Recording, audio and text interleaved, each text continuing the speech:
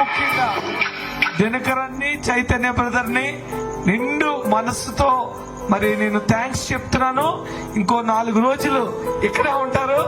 ఈ రోజు వీరి సేవ ఈ గ్రామానికి ఆశీర్వాదం. హల్లెలూయా, హల్లెలూయా.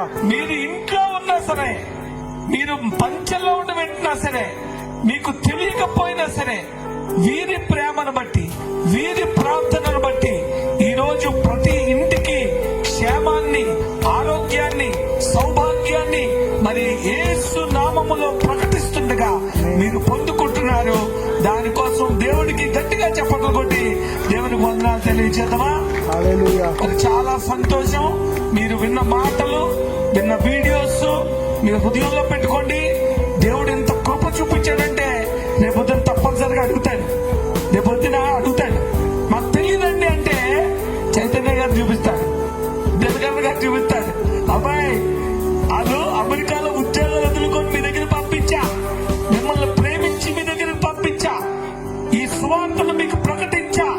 ఆ సమయంలో మీరు కఠినమైన హృదయం కలిగి ఉన్నారు, అది ఈ తీర్పులో కూడా వస్తుందని హెచ్చరిస్తా ఉన్నాను. వినపడుతున్నప్పటికీ కూడా నాకు కాదులే యేసు ప్రభు, నాకు కాదులే, నాకు కాదులే అని అనుకుంటున్నావేమో. ఈ భూమి మీద మనిషిగా పుట్టిన ప్రతి ఒక్కరు కూడా ఏదో ఒక పరిస్థితిలో ఆయన యొక్క అవసరం పడుతుందని నేను చెప్తున్నాను. ఆయన యొక్క అవసరం పడుతుంది.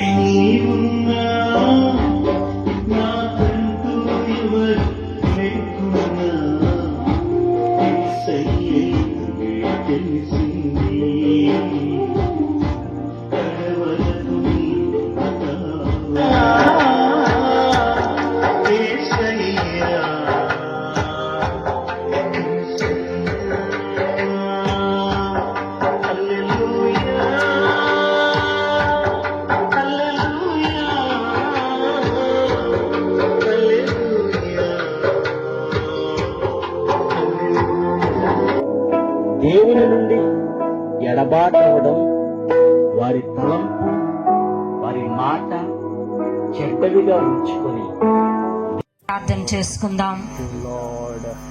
మహాపరిశుద్ధుడవు, మహోన్నతుడవు, జీవము కలిగిన మా పరలోకపు తండ్రి, గొప్ప దేవ, సర్వశక్తిమంతుడా, సర్వాధికారి, లోకాధికారి, న్యాయాధికారి, సన్నిధి నీది, సమయము నీది నాయన.